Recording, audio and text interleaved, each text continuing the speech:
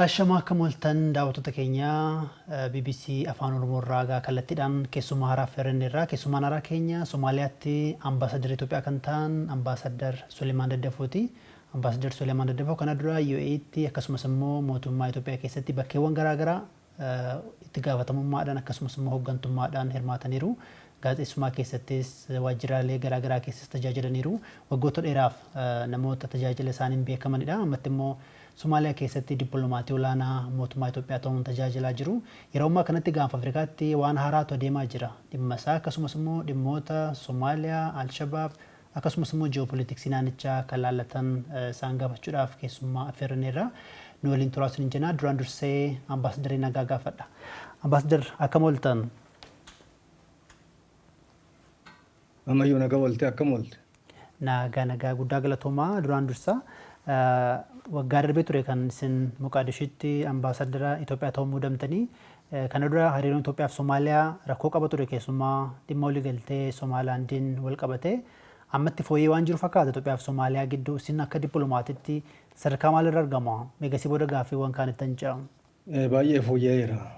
Amma rakkoo hin qabnu nagaumaan hojjetaa jirra.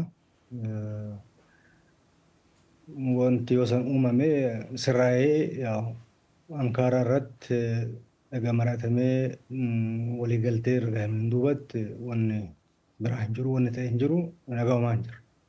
Hayyee keessumaa waliigaltee yookiin immoo hariiroo Itoophiyaa fi Somaaliyaa gaafa ilaallu dhimma Masriis kaasuu qabna. Keessumaa Itoophiyaa fi Somaaliyaan hariiroon isaanii yeroo badee ture sanatti Masriin gidduu seentee olaantummaa fudhachuu yookiin immoo Somaaliyaa wajjin hariiroo cimsachuuf sosso'aa turte.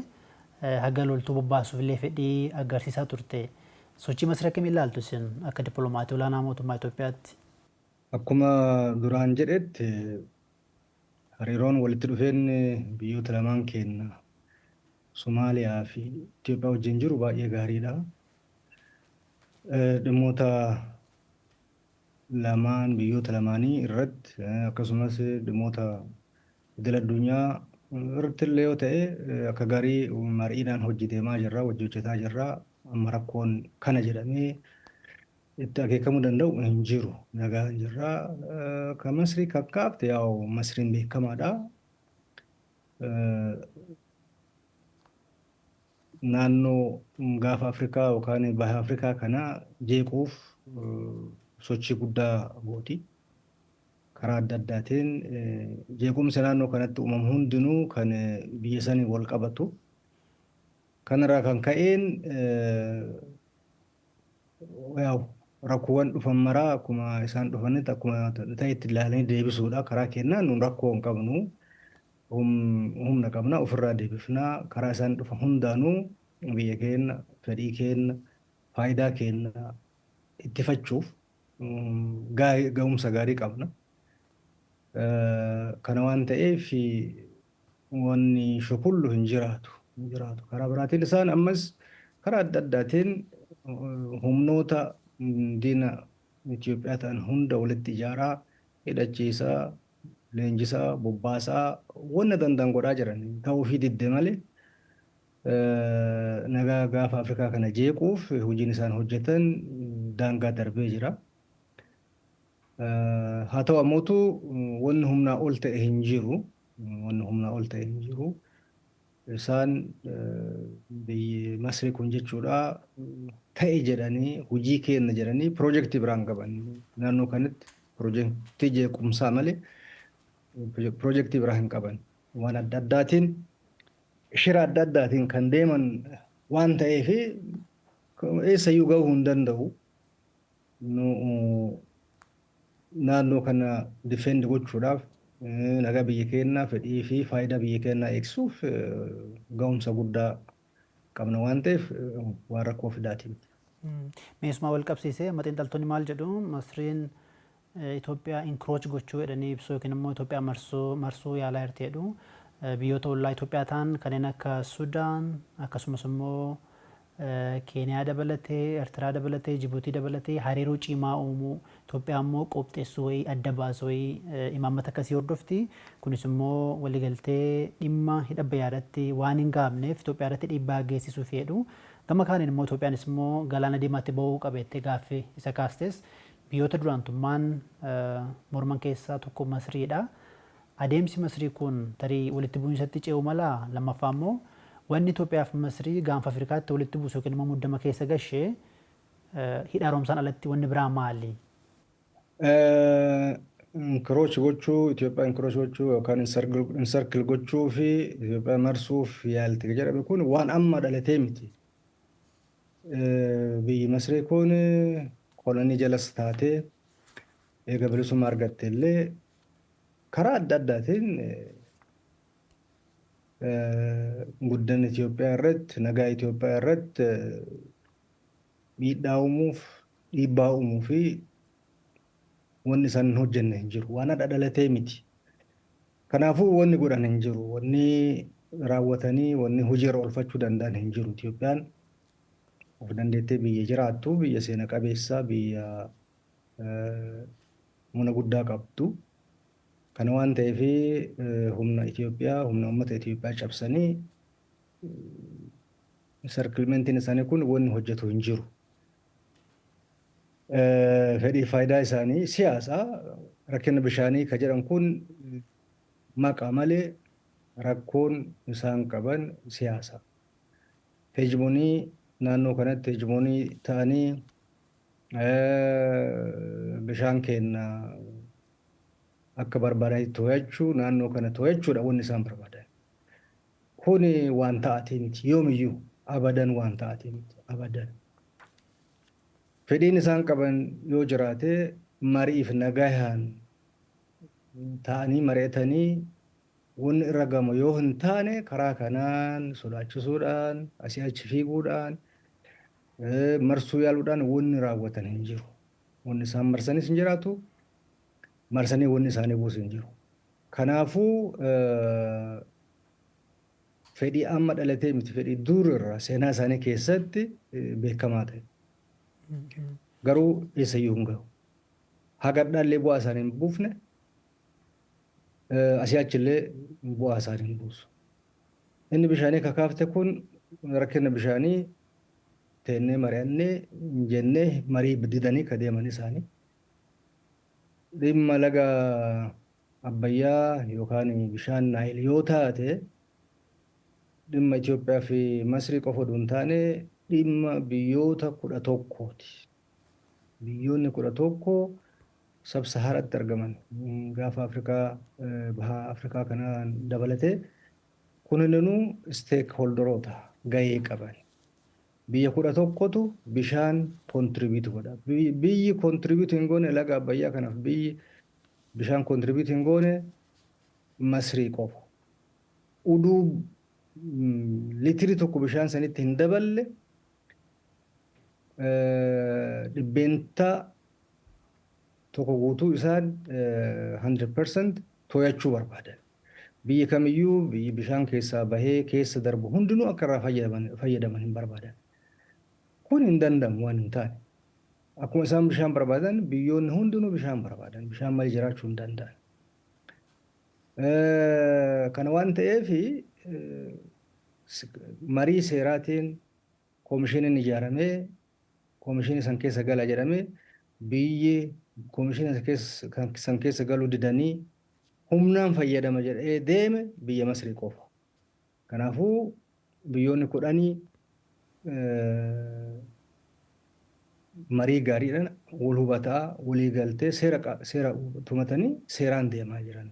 Masrii qofa akka seera malee deemaa jiru. Kanaafuu seera malee deemtee uumaa fiduu hin dandeettu. Rakkin bishaanii rakkina sobaati. Rakkina hin jirre. Nu bishaan humna dhaabnuun hin qabu. Bishaan humna uumamaati. Hin jiga. Ibsaa ibsisiifnee kaanee bishaan hafe hin deemu. Bishaan wanni hanqinni bishaanii dhalachuu danda'uuf hin jiru. Tokko san lammaffaa yoo fedhii ibsaatiin alattillee yoo qonnaafillee barbaanne bishaan keenyatti fayyadamu mirga keenya. Mirga keenya. Gahee qabna. Bishaan sun qabeenya biyyoota 11ti jedhama. Biyyi 11 hundinuu bishaan isaanii daangaa isaanii keessatti biyya isaanii keessatti akka barbaadan fayyadamuu mirga qaban. Mirgi isaan qofaaf kenname hin jiru. seera idil addunyaatiin illee haa ta'u, seera biyyootaatiin illee haa ta'u, mirgi addatti biyyi Masrii qabdu hin jiru. Kanaafuu biyyoonni stakeholderoonni bishaan kana hundi nurraa fayyadamuu mirga qabanii nullee gahee kenna. Persentii 86 nutu lolaasa bishaan kana. Bishaan isaan amma irratti dubbatan kana persentiin 86 nu biraa baha. Kanaafuu bishaan kun haga daangaa keenya keessa jiru wanna nu barbaachisa hundaaf itti fayyadamuu mirga qaba. Wanna nu barbaachisa. Qonnaafillee haa ta'u. Tarii asumarratti. Qonnaafillee haa ta'u, dhugaatiifillee haa ta'u, ibsaafillee haa ta'u, bishaan kana irratti fayyadamu mirga guutuu qaba. Mirgi isaanii kennamee nu dhooggatamu hin jiru. Kana waan ta'eef rakkoo bishaaniiti miti, rakkoo siyaasaati. Siyaasaa isaanii haa sirreeffatanii, imaamata isaanii haa sirreeffatanii, bishaan ammootu biyya hundaa akka gaariitti gahe waan ta'eef kan waliin nama buusu miti. Ejjennoo keessa nu badhee amma yeroo kamuu caalaa keessumaa galaana diimaatti biyyoonni jajjaboo akkasumas immoo biyyoonni reefuu irree cimsataa jiranii olaantummaa qabachuuf gara gaanfa Afrikaa kanatti sosso'aa jiru. Biyyoota guddatanis biyyoota immoo irree cimsataa jiran dabalatee maaliif dabalee wanni kun fedhiin kun booda kana? Galaanni diimaan galaana baay'ee istiraatejik ta'ee baay'ee barbaachisu. It is the only passage addunyaa lixaatii fi addunyaa bahaa wal qunnamsiisuu fi galaanni diimaan istiraatejikaalii baay'ee impoortaantidha, baay'ee barbaachisa. Ji'oopolitiksiin isaa baay'ee barbaachisaadha. Karaa nagayaatiin addunyaan guutuun paasejii kanatti yookaan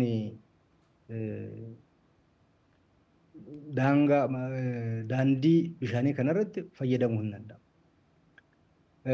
Daldala Awurooppaa fi biyyoonni dhihaa jiran kunniin hundi isaanii biyyoota karaa bahaatiin wal qunnamuuf karaa nagayaatiin wanni hanqisee hin jiru hin dhibbanne. Garuu amma fedhiin adda addaa uumamaa waan jiruuf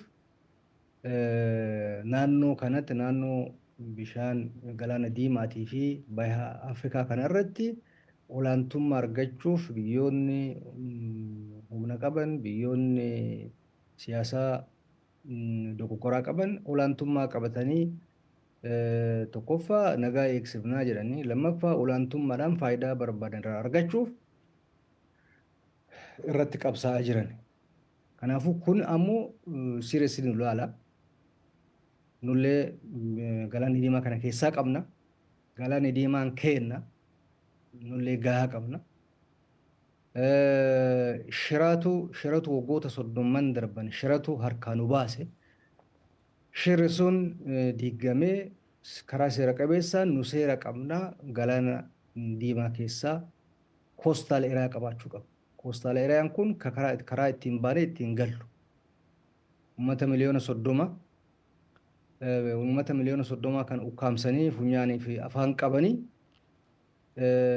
biyyoota xixinnoo irratti uumanii guutuuf guututti akka bishaan diimaa kana isiin to'attu godhuudhaan Itoophiyaa ukkaamuu sun hin danda'amu. Itoophiyaa ukkaamamtee jiraachuu hin dandeettu. Nagaa naannoo kanaatii fi kun baay'ee hama. Kana waan ta'eef qabsoo biyyoonni olaantummaa naannoo kanatti qabachuuf godhan kana hin fudhannu. Nus galaana diimaa irratti karaa baanee ittiin gallu gahaa qabaachuu qabna waan ta'eef karaa hundaanuutti deema. Karaa hundaanuu. Hamma dandeenya nageenyi dursii karaa nagayaatiin haga dandeenya deemne yoo karaa nagayaatiin dhabne ammoo tuunu opshinii baaf galittiin harkuu dandeenyu hunda fudhachuu mirga qaba. Gaafiin keenya gaafii mirgaati. Karaa nagaa ta'e yoo karaa nagaa milkaa'uudhaa dhabe tarii waraanatti ce'uu danda'aadha. Dubbiin keessan akkas akeekama. Nuu dursiin keenya karaa nagaati. Fedhiin keenyas karaa nagaati. Hundaa hingaa. Yoo Itoophiyaan karaa saniin baatee galte biyyi miidhamu kamiyyuu hin jiru. Yoo Itoophiyaan karaa galaana diimaatiin bahaaf gala argatte eenyuunuu miidhuu hin dandeettu. Biyyoota ollaa, biyyoota naannoo kana jiran, biyyoota Afrikaa bahaa kana tokkoyyuu hin miitu. Faayidaa eenyutu tuquun hin danda'u. Hundinuu irraa fayyadamaadha. Diinagdeen Itoophiyaa guddaa, impoort ekspoortiin Itoophiyaa guddaa, Itoophiyaan humna guddaa qabdi. Nagaa eegsisuufillee naannoo kanatti nagaa eegsisuufillee kuni gaafii jireenyaa fi jireenya dhabuuti. Existential kan gaafii existential ta'e waan ta'eef Itoophiyaan mirga qabdi. Kan mirga qabuu fi kan mirga hin qabne hin jiru. Itoophiyaan mirga qabdi akkuma biyyoonni amma naannoo sanitti yeroo coastal area coastal country ta'anii mirga qaban san nullee mirga qabna. Mirgi keenya uumamaanillee seeraanillee kan mirkanaa'e kan beekamu. Shiratu haga ammaa waggaa 30 shiratu nu ukkaamsee nu cufe harkaa nu baase kun ammoo tuuti fufuu hin qabu. Bakka tokko dhaabachuu qaba. Hayyee. Ejjennoo guddaa mootummaa Itoophiyaa yeroo ammaa Itoophiyaa galaana deemaatti bahuu qabdiidha. Kana dura immoo bara bulchiinsa TPLF Itoophiyaan ulaa galaana dhabdeetti. Amma gaaffiin guddaa akkamiin Itoophiyaan argatteedha. Isin amma karaa nagaan argatteettaniittu waggaa 2 dura Itoophiyaa fi Somaalilaand. Akkas jedhaarra. Akkas jedhaarra. Nu karaa nagayaatiin hin arganna. Karaa seera qabeessaan hin argannaa jenna. Ayi seeratti hin bulluu nagaa hin barbaannu ka jedhu yoo jiraate humnaan dhoowwa jechuudha. Tole. Itoophiyaa humnaan dhoowwa dhaabate ka seeran fudhu jedhe ka mirga Itoophiyaa hin beeku jedhe konsekwensi isaa hubachuu dandeetta tilmaamuu dandeetta. Hayyee. Erga waliigalteen Itoophiyaa fi Somaalilaand ija godhachuudhaa baatee booda Itoophiyaa fi Somaaliyaan jaarsummaa Turkiin araara buusaniiru. Waliigaltee sana keessaa tokko Itoophiyaaf gaaffii ulaa galaana deebisuudha. Tarii gaaffiin sun maalirra ga'e? Uumaa irra hin ga'e akkuma argitu kana. Hayyee. Gama kaaniin immoo dhiyoo kana Israa'el osoo hin eegamiin bulchiinsa Soomaaliyaan kan qaama kee jettu kan Somaalilaand immoo biyya of danda'e ittiin jettuuf beekamtii kenniteetti Somaalilaandii fi Itoophiyaaf maal akeeka? Tarii Itoophiyaan itti aantee beekamtii kennuu dandeessi?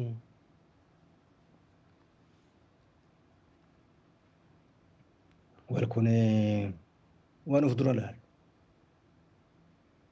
Ammatti Itoophiyaa callisuu ishee namoonni gaafataa jiru. Tarii ejjennoon ishee Israa'el wajjin walii galuudha moo? Maaliif gaafatan? Maaliif gaafatan? Maal jedhee gaafatan? Sababi isaa akka hubannutti kana dura waliigaltee Somaalilaand wajjin Itoophiyaan akka beekamtii kennituuf waan ibsitee fi tarii ejjennoo wal fakkaataa qabdi laa jedhanii kan kaasa waan jiraniif. Biyyoonni kaanis immoo ejjennoo isaan ibsaa jiru Itoophiyaan hin ibsine. Biyyoonni hundinuu waan raawwatan mirga isaanii fedhii isaanii hundinuu ofitti raawwatu. Kanaafuu nu ejjennoo Israa'el fudhatte kanas waan beeknu hin qabnu nu argine. Biyyoonni dhimma kana irratti adabatanii callisanii taa'aa jiranis nu qofaa miti biyya hedduu addunyaan guutuun haga ammaa sochii guddaa akka godhan agarre. Kanaafuu maaliif gaafatan nu qofa addatti? Biyyoonni ollaallee nu qofaa miti biyyoota hedduutu jira. Kanaafuu inni gaafii kaasuu hin jiru. Waa hundaa ofumaaf olaalla. Kanaaf deebiin Itoophiyaa ejjennoon Itoophiyaa yoom barame jechuu dandeenya? Beellama hin qabnu. Guyyaa murtaa'e hin qabnu. Ejjennoo qabanneerra bara. Ejjenno kun ejjennoodha. Eegaa jira waan ta'u ilaalaa jira. Hayyee ambaasaddar. Meeshaa wal qabsiisee keessumaa isin amma Somaaliyaatti ambaasaddara Itoophiyaati. Somaaliyaatti wanna baay'ee adeemaa jira. Duratti kan Masrii kaasneerra. Gama kaaniin immoo hidhattoonni Alshabaab illee Somaaliyaaf qofa miti biyyoota gaanfa Afrikaaf illee yaaddoodha. Jalqabumaa waraanni Itoophiyaa Somaaliyaatti bobba'ee aarsaas kafaleera aangawoonni kan dura ibsaa turanii. Ammatti sochiin hidhattootaa kun maal fakkaata Itoophiyaaf yaaddoodha ammallee? Sochiin shororkeessitoota Somaaliyaa keessa jiranii ammas cimaadha. Kun beekamuu qaba. Ammas cimaadha. Kanaafuu humni keenya humni biyyoota ollaa kaawwanillee haga ammaa Somaaliyaa keessatti socho'aa opereet godhaa.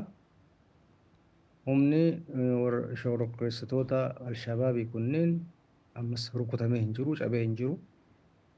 Tireet ta'uun isaanii, sodaa ta'uun isaanii ammas itti fufee jira.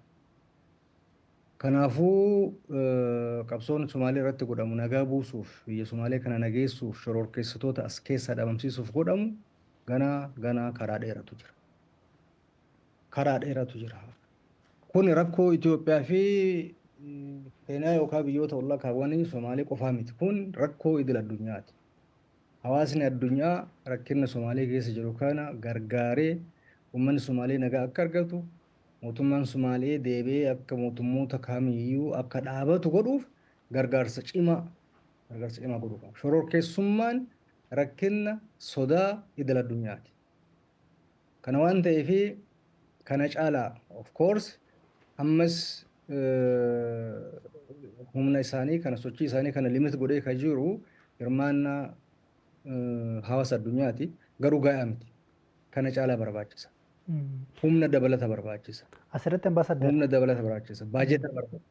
Asirratti ambaasadar Alshabaabiin alatti gareen ISIS illee yaaddoo haaraadha. Inuma gabaasonni ba'an godaantota Itoophiyaa jireenya wayyoo barbaacha gara giddu galabaa deeman illee qacaraa akka jiru. Kana duras poolisiin Itoophiyaadhuma keessa illee seelii isaan ijaaran to'achuu beekseera. Kanaaf yaaddoo biraati jedha IS. Eeyyan tokkuma isaan kaayyoo biraan qabanii kaayyoon isaanii tokko, sochiin isaanii tokko, adeemsi isaanii tokko, ilaalchi isaanii tokko, amantaan isaanii tokko. Kanaafuu isaan tokkuma. Kana waan ta'eef hin jirani Somaalee keessa hin jirani Somaalee keessa xaragamanii baduu haga danda'anitti sodaan karaa Somaalee irraa Itoophiyaafillee biyyoota kaawwaniifillee sodaan guddaadha. Kana waan ta'eef hirmaannaa guddaa, tumsa guddaa barbaachisa addunyaarra. Meeshaa duratti deebisaati ambaasadar keessumaa kan namoonni illee dhaga'uu barbaadanii Israa'el Somaalilaandii beekamtii kennite irratti keessumaa sochii Masrii danquuf ooluu mala Itoophiyaaf akka waan gaariitti ilaalamu mala jedhanii xiinxaltoonni nuti dubbisnee dubbataniiru. Isin yaada kanatti walii galtu Itoophiyaaf gaarii ta'uu danda'a keessumaa sochii fi fedhii Masrii gaanfa Afrikaatti to'achuudhaaf yookiin immoo danquudhaaf.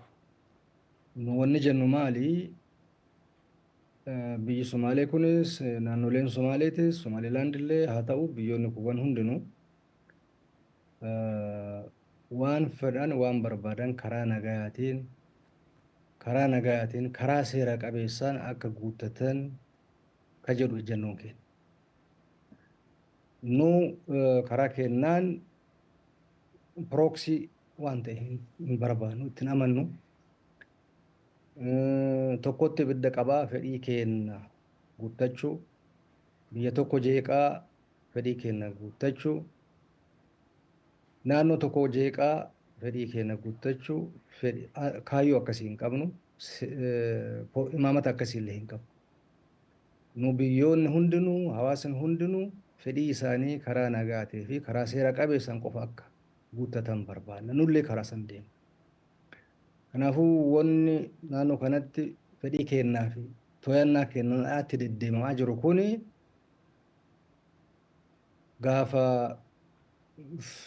fedhii kenna faayidaa kenna tuqutti gale gaafas yaadatti kennan. Amma waan ta'aa jiru kana kun to'annaa kennan ala waan ta'eef akteroonni dhimma kana keessa jiran akka gatta'anii nagaan fixan. Somaaleelleen haa ta'u biyyoonni kuuwwan illee karaa nagayaatiin karaa jeequmsaa fi walitti bu'insa uumuu hin dandeenyeen akka fixan akka barbaadu. Hawaasni idil addunyaallee keessa seenee rakkoowwan dhalatan kanneen rakkoowwan amma mudatan kanneen poteenshaalii konfliktii walitti bu'insa uumuu kan danda'an kanneen akka qabbaneessan dorgommii olaantummaa humnoonni adda addaa naannoo kanatti godhan kanneen bifa adda addaatiin godhan kanneen riskaalee godhaa qabbaneessaa deemuun akka danda'amu fedhiin keenya. Nu nagaa barbaanna. Waraanni naannoo kanatti adeemsifamuun humnaa ol ta'ee jira. Nu jibbaachisee jira.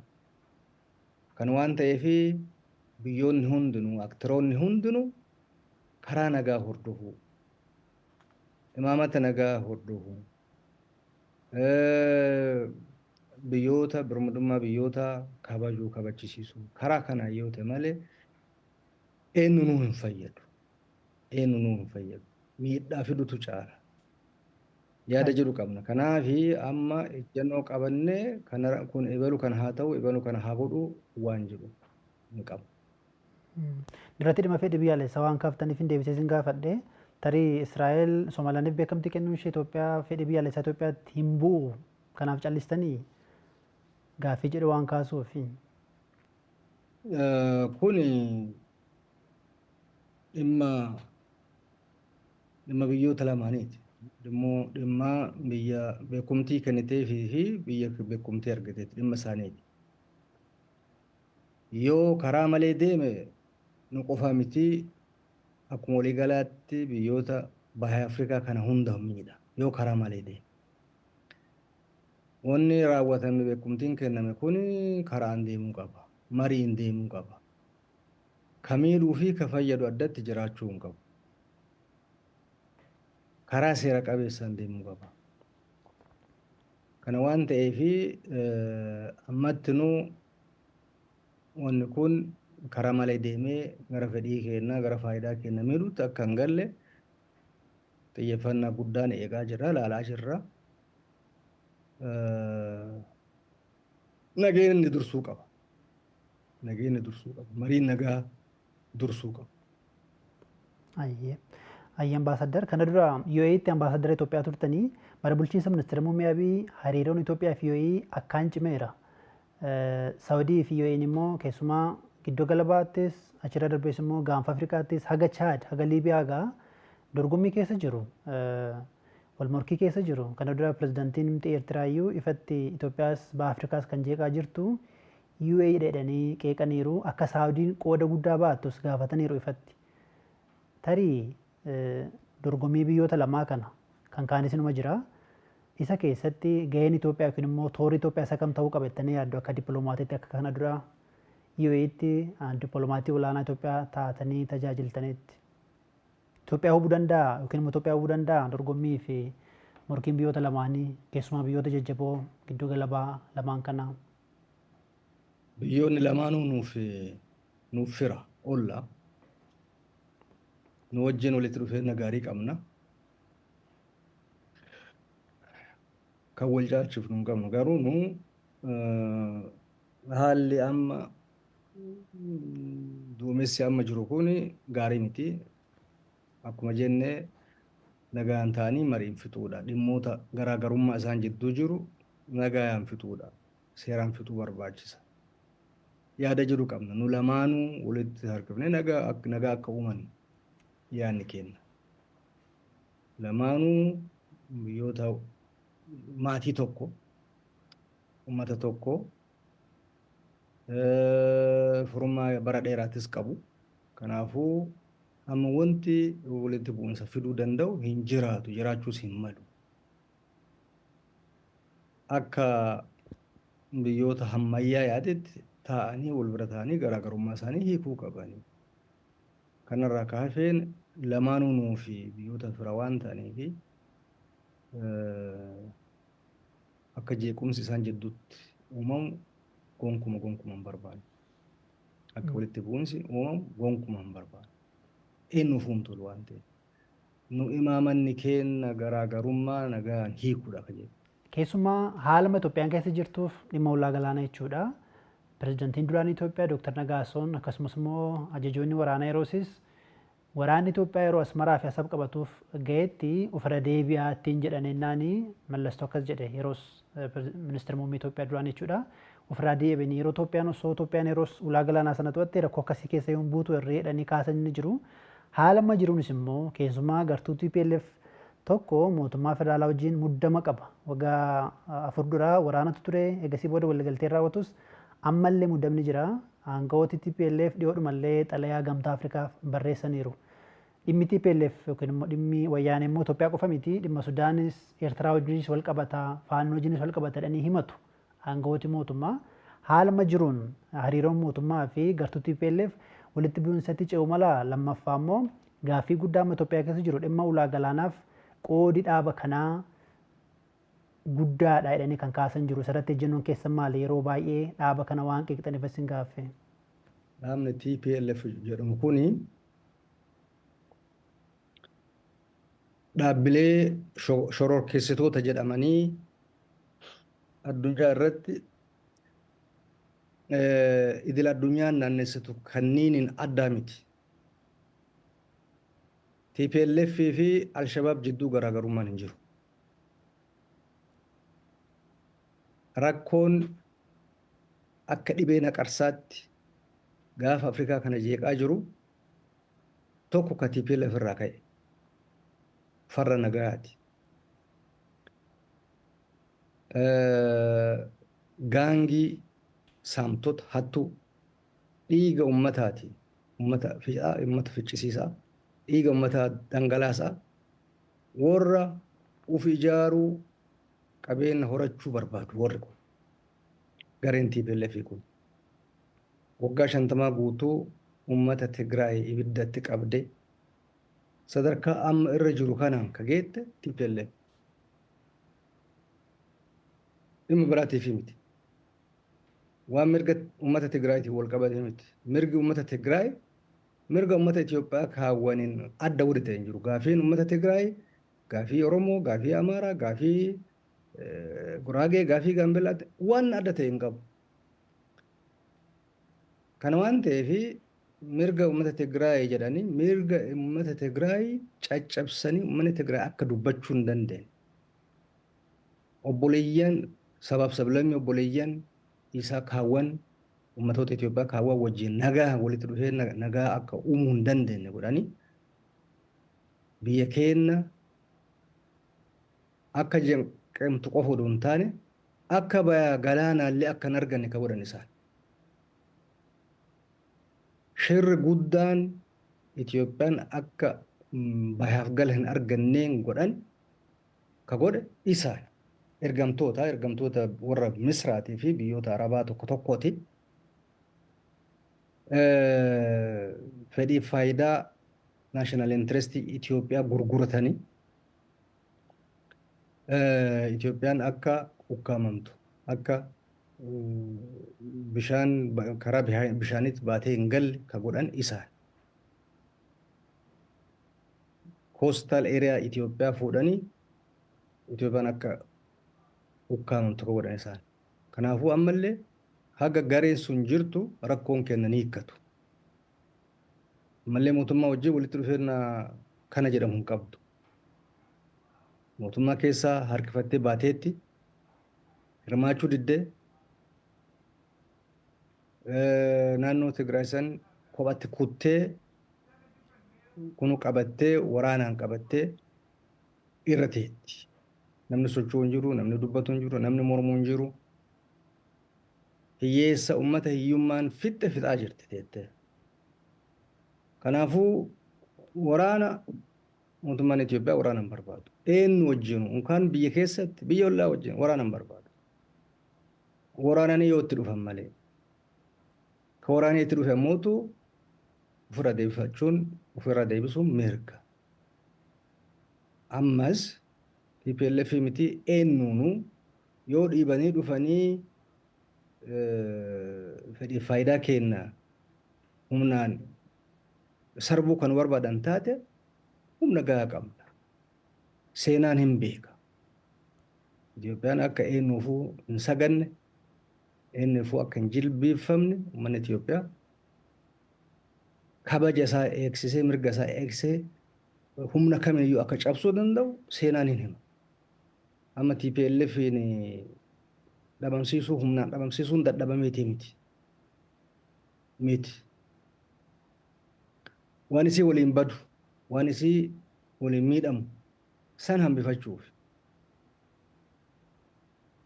Waraanni uummata Tigraay waggaa 50 guutuu waraana keessa ture. Hingaa humna olitti ta'eera, dhumateera, miliyoonaan dhumateera, ilmaan isaa fixateera, abbaa manguddaa, dubartoota, daa'imman fixateera. Wanni hin gabbarre hin jiru.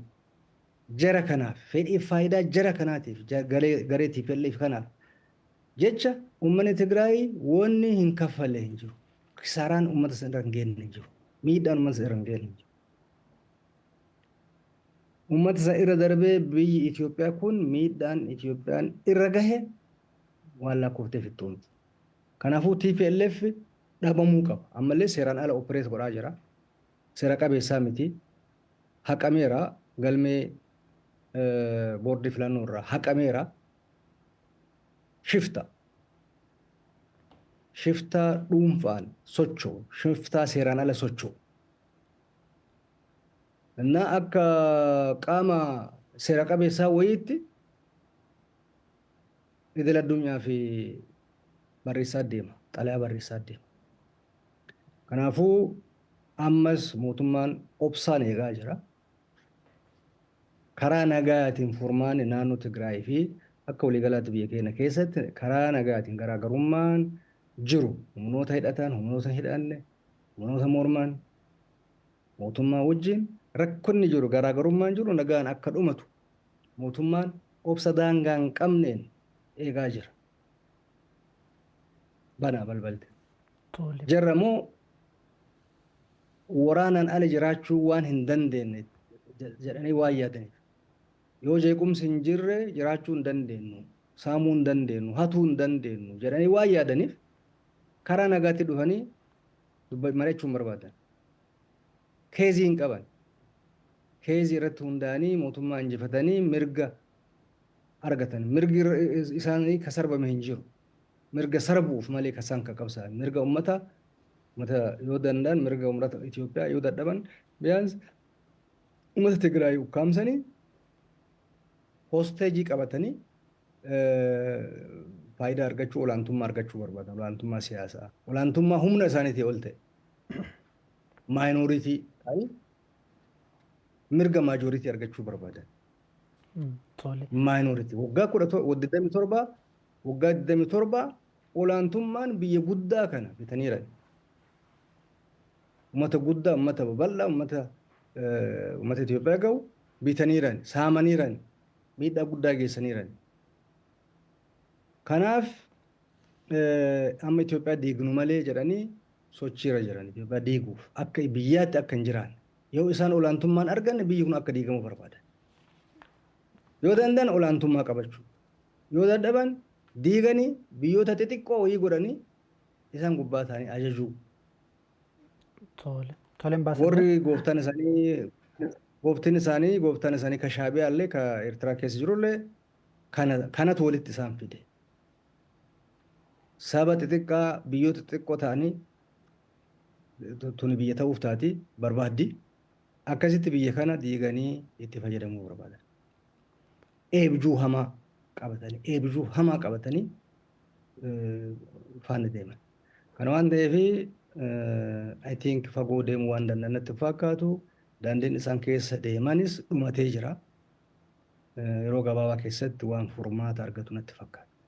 Hayyee galatooma ambaasaddar asitti tarii sakandii muraasan yoo deebistanii TPLF Alshabaab milqixxeessitanii himannaa jabaa natti fakkaata tarii dhaabuu akka walii galaatti moo dhaaba keessa namoota muraasa jiranidha. Dhaabni TPLF jedhamu kun gochiif kaayyoon isillee kan dhaabbilee shororkeessitoota jedhan addaa miti. Dhaaba shororkeessa dhaabni kun. Dhaaba shororkeessa ka seeraan been, ka seenaan been, ka mirgan been fedhii isaanii malee fedhii biyya biraa, qaamota biraa, ummata warra hin beekne waan ta'aniif shororkeessummaan kana caale maaltu jira? Hayyee Somaaliyaatti ambaasadara Itoophiyaa ambaasadar Suleemaan Daddafoo yeroo nu kennitanii dhimma naannichaa dhimma Somaaliyaa akkasumas immoo dhimma ejjoon Itoophiyaa illee ibsuu nutti himuudhaaf waan dhiyaattaniif guddaa galatooma. Yeroo kaanis dhimmoota garaagaraa irratti isin dubbisuudhaaf yaada qabna. Yeroo keessaniif ulfaadha. Daawwattoota keenya egaa Somaaliyaatti yookiin immoo Muqaadishotti ambaasadara Itoophiyaa ambaasadar Suleemaan Daddafoo dubbisneeti kan kaane dhimma ji'oopolitiksii, dhimma nageenyaa, dhimma ejjennoo mootummaa ibsanii fi dhimmoota garaagaraa irratti waliin marii taasifneerra. Fuula durattis keessummoota kaan affeeruuf yaada qabna. Yeroo garaagaraatti gara yuutuubii keenya, gara feesbuukii keenya, gara weebsaayitii keenya nu mul'achuu dandeessu. Waan nu daawwattaniif, waan nu deeggartaniif guddaa galatooma. Ulfaadha.